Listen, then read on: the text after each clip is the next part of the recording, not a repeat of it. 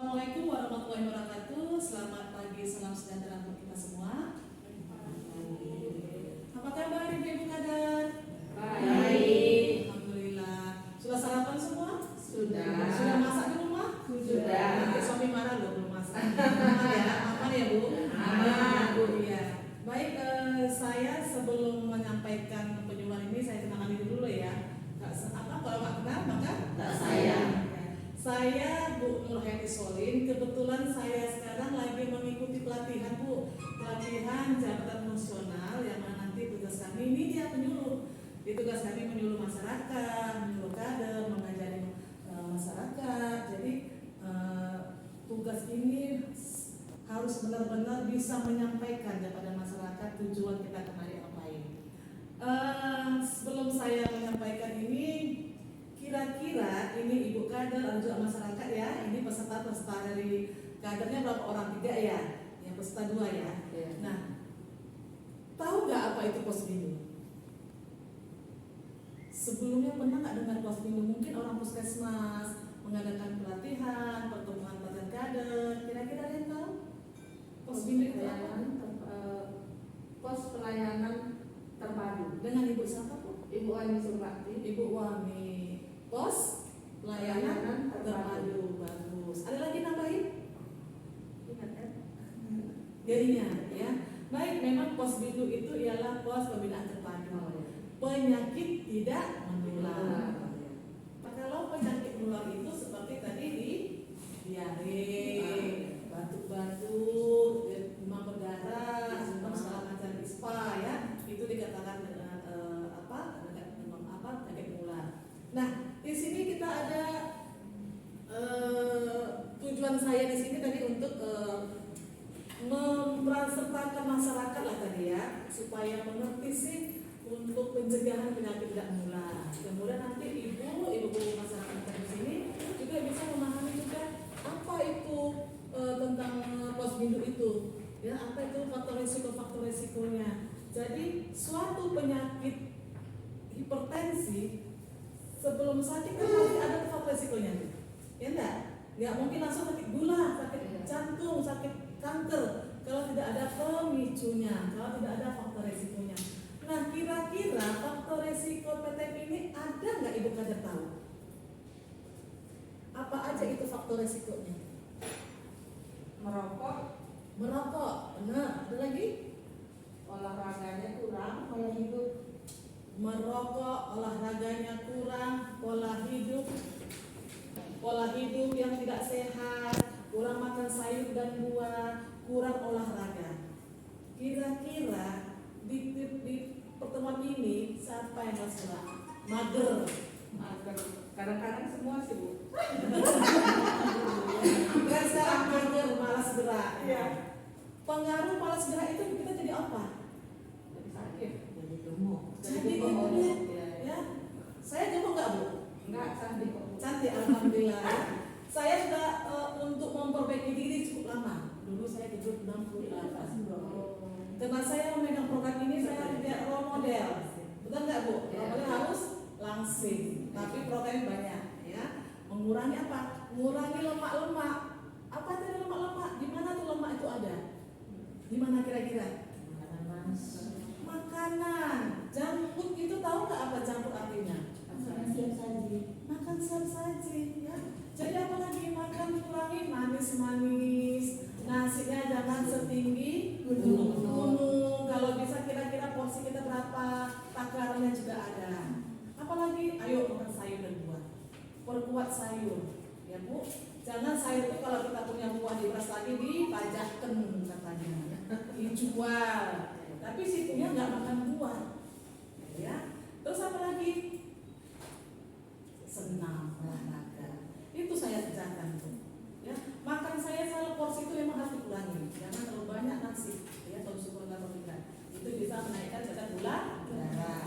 Nah kemudian ya kita lihat ada merokok, faktor resiko merokok ya.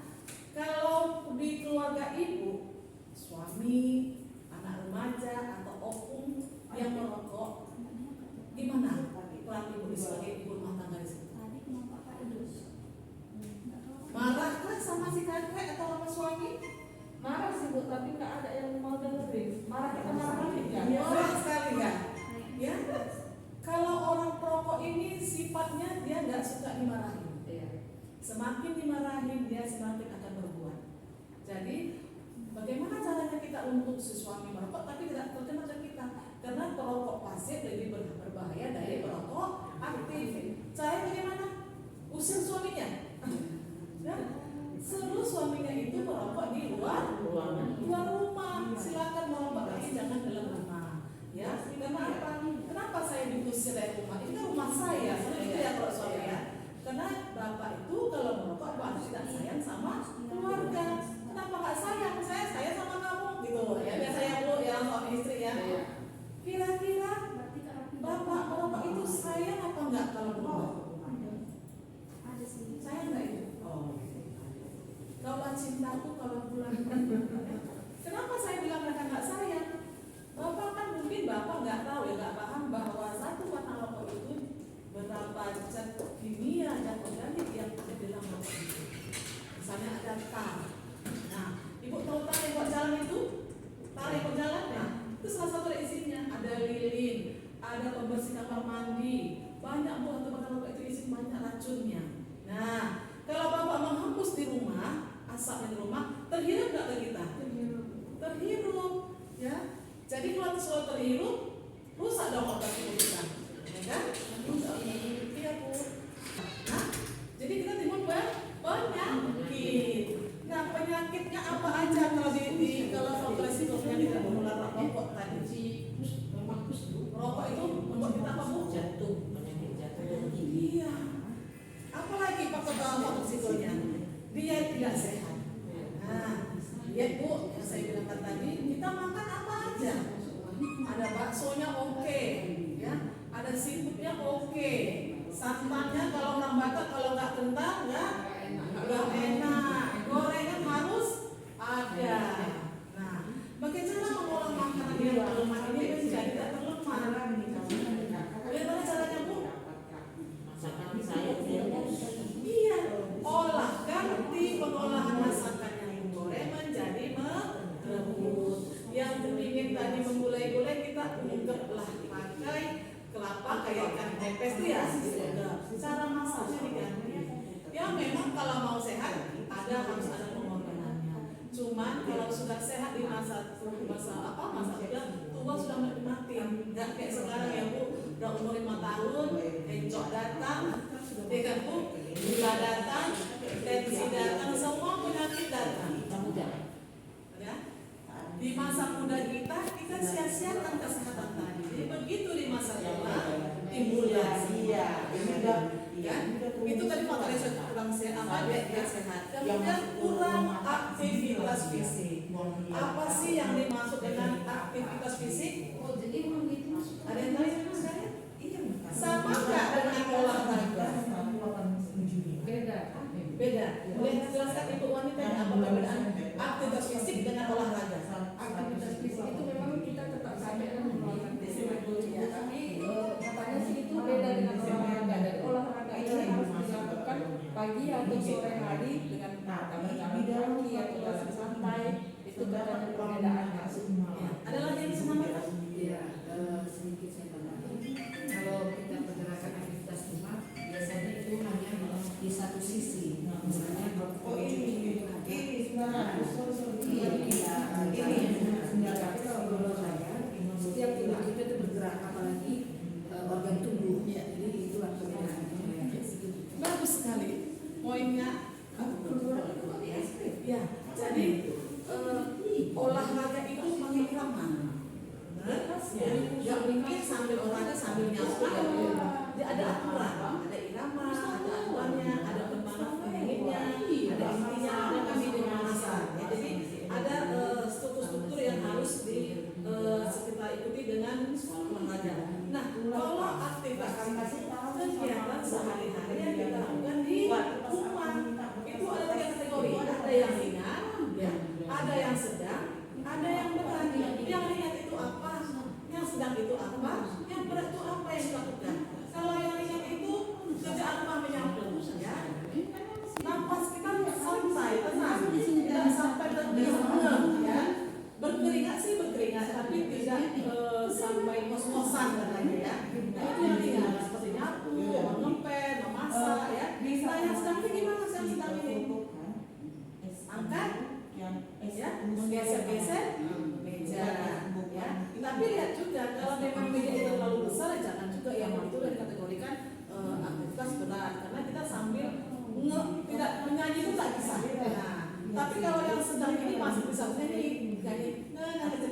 bisa begitu ya.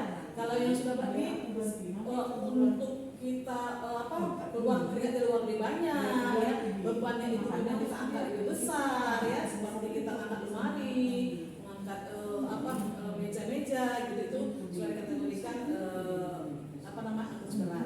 Nah kemudian apa lagi faktor risiko kita konsumsi minuman alkohol.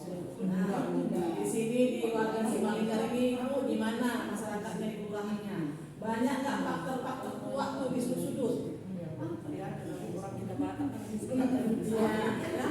Itu tua sudah dikatakan di dalam alkohol ya, memang nggak bagus, nggak mabuk kok musolin, kami minum sampai 12 nggak mabuk. Kalau 12, kalau 15 pasti ada sedikit hematnya nggak ya? Nah jadi minum alkohol ini tidak diperbolehkan karena apa? Mengganggu saraf apa itu kira-kira ketenangan kita ya, jadi mengganggu pola pikir kita sehingga sampai rumah jadi perkelahian sama istri, sama anak, benar nggak? Ya ribut masalah itu, belum lagi kalau bapaknya muntah-muntah di rumah karena saking mabuknya, sehingga memang menjadi keluarga tidak harmonis itu salah. Oke, jadi tadi saya jelaskan beberapa faktor risikonya tadi mengenai rokok. Jadi ya kan, apalagi Bu? Mengenai rokok sudah, alkohol sudah, diet sehat sudah, kurang sudah. Nah sekarang stres ya. Nah stres ini semua masalah pasti ada. Semua orang yang hidup ini mempunyai masalah. Tapi bagaimana kita cara mengelolanya? Bagaimana kita supaya membuat pikiran kita supaya tidak mesti kestresen? Itu tergantung pribadi masing-masing. Mungkin seseorang dengan beribadah, ya mungkin seseorang dengan pergi rekreasi, ya atau dengan berkaraoke, ya. Karaoke ini sebenarnya bukan sesuatu yang diharamkan ya. Jadi tapi dengan tujuan untuk diri dan keluarga. Jangan sambil yang lain-lain. Bila saya sudah pasti tidak lain ya. Dengan cara-cara menghilangkan semua permasalahan itu. Kemudian di Posbindu ya, Ibu pernah ke Posbindu nggak selama ini? Masyarakat pernah nggak Ibu berkade? Ya. Jadi kalau ke Posbindu, kira-kira di sini ibu-ibu ini ada nggak pengalaman Ibu sampai Ibu merasa Posbindu berguna bagi saya? Kira-kira ada Ibu di sini? Ada di masyarakat ini? Rumah tangga semua sini kalian ya.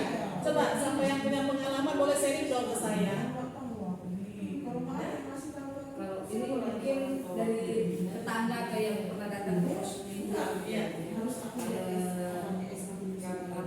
Di tempat kami kan dulu sempat ada yang Posbindu. Jadi sempat nggak ada karena COVID atau karena sesuatu hal gitu. Jadi nggak ada. Jadi banyak masyarakat itu nanya, nggak ada pengecekan.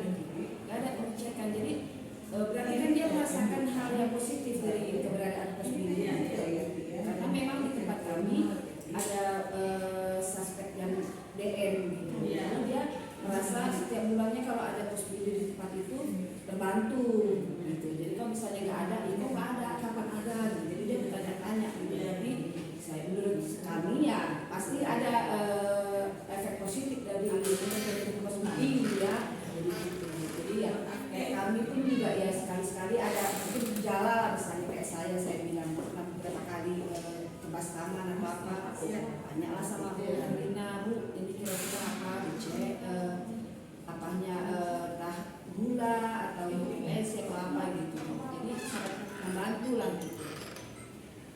Terima kasih ya Ibu telah menyampaikan tadi. Jadi memang Ibu Posbindu itu kalau masalah itu sangat menggunakan Posbindu sangat berguna. Kenapa? Posbindu itu guna deteksi dini, screening. Jadi masyarakat yang ada ke wilayah kita itu di luar kita itu bisa kita lakukan deteksi dini. Ada pemeriksaan pengukuran potensi, ada pemeriksaan gula darah. Posbindu itu semua masyarakat sama bisa ya. Apalagi di Posbindu itu kita mengadakan deteksi dini, screening ya. Jadi di Posbindu itu ada pemeriksaan gula darah, jalan perut ya, terus ada gula darahnya, sehingga masyarakat itu gini loh, di Posbindu ada gratis nih, gitu. Gratis ya, gratis. Kenapa kita manfaatkan ini? uang yang kita harus bayar ke puskesmas, ini bisa kita beli apa? Ikan, sayur, dan buah. Jangan beli rokok, ya kan? Nah, dengan misalnya cek gula berapa sekarang Bu? 20.000 ya? Iya. Kolesterol 20.000. Kalau semua tambah 50.000 kalau semuanya. Nah, kalau kita beli ikan, kalau kita beli susu untuk anak, sudah sangat bermanfaat untuk kesehatannya, ya kan? Nah, satu lagi apa? Ada kira pengalaman ibu-ibu kader lagi yang lain? Yang betul, aku sangat membutuhkan posbindu. Tanpa posbindu mungkin aku nggak tahu kalau aku pernah sakit. Ada kira-kira pengalaman ibu sini semua? Ya, udah pasti lah Bu. Macam saya kan DM, terus tensi. Jadi kalau setiap bulan ya saya periksa, jadi saya tahu apakah DM saya itu naik atau turun, atau tensi saya naik atau normal. Gitu. Jadi ya, alhamdulillah karena pemeriksaan setiap bulannya ada, jadi dengan makan obat juga DM saya jadi menurun. Karena sering kontrol. Iya. Sebulan sekali lah itu kan. Ya, paling tidak itu. Iya. Alhamdulillah dengan seperti itu kita semakin pola hidup kita mungkin semangat kita semakin kuat gitu ya. Karena apapun itu kalau kita sakit dan kita tidak mau untuk berobat, untuk konsultasi, untuk mengubah pola hidup kita itu tidak akan sembuh gitu ya. Jadi memang kita harapkan dari itu ada kemauan ya, kesadaran kita untuk melakukan pemeriksaan ini ke posbindu. Baik ibu-ibu sekalian, ibu kader dan ibu masyarakat yang ibu rumah tangga di sini yang datang pada hari ini, kira-kira dari materi saya ini apa yang ingin ibu pertanyakan pada saya? Ataukah ibu-ibu sudah paham semua? Ada yang bertanya? Atau saya yang bertanya? Ada yang bertanya? Kapan dimulainya Bu? Ya, kapan posbindu kita kerjakan? Kapan posbindu dilaksanakan? Posbindu bisa dilaksanakan itu kita harus kesepakatan dulu kepada kelurahan, ya, karena harus sinkron dengan masyarakat yang masuk posbindu. Kalau ibu laksanakan di pagi hari, orang pagi hari sedang sibuk sendiri di rumah, posbindu akan kosong ya. Jadi untuk menentukan kapan jadwal posbindu kita laksanakan itu, kita harus mengadakan rapat kecil nih, ya. Ada ibu kelurahannya, kalau ada pak camatnya, ya, ada ibu PKK-nya, ada orang puskesmasnya datang kemari. Untuk apa? Untuk mendiskusikan kapan jadwal yang dilakukan sebaik mungkin sehingga posbindu bisa dikerjakan dengan baik. Ya, karena program posbindu ini kan harus ada kadernya nih. Kader harus 5 nih, harus kader harus 5. Harus kita sosialisasikan seperti ini. Jadi kader yang datang itu bukan kader yang masuk duduk doang. Kader ini harus kita berikan ilmu, pengetahuan tentang penyakit tidak menularnya. Kemudian lagi kan ada pemeriksaan gula darah ibu, ada kolesterol. Nah, untuk mengadakan alat pemeriksaan itu kita kan harus ada dana juga. Bagaimana pengelola dananya? Apakah puskesmas membantu ataukah dari kelurahan yang bersedia memberikan dana untuk pemberian sticknya kan untuk warganya sendiri. Nah, untuk menolong warga sendiri manfaat kan banyak kalau bukan atau kalau kepala kelurahan atau pak camat membantu untuk masyarakat ini, dia bisa dipilih untuk tahun akan datang. Benar nggak? Ya, benar ya Bu ya. Jadi masyarakat yang tak mampu itu sudah sangat berharga bagi dia. Karena dengan adanya posbindu itu dia tahu cek loh. Kita karena faktor itu kan faktor resiko yang sama kita nggak ketahui. Ternyata begitu kita bertensi dengan pola makan kita suka-suka hati, dengan makan garam yang berlebihan, gula berlebihan, ternyata begitu diperiksa ada penyakit tensi. Dan tensinya berapa Bu? 200 kali nomor ini Pak. Nah, kalau sudah sampai gitu itu pasiennya diapain nih? Peserta yang akan posbindu tensi 200 ini diapain pesertanya? Kita rujuk ke puskesmas, ya.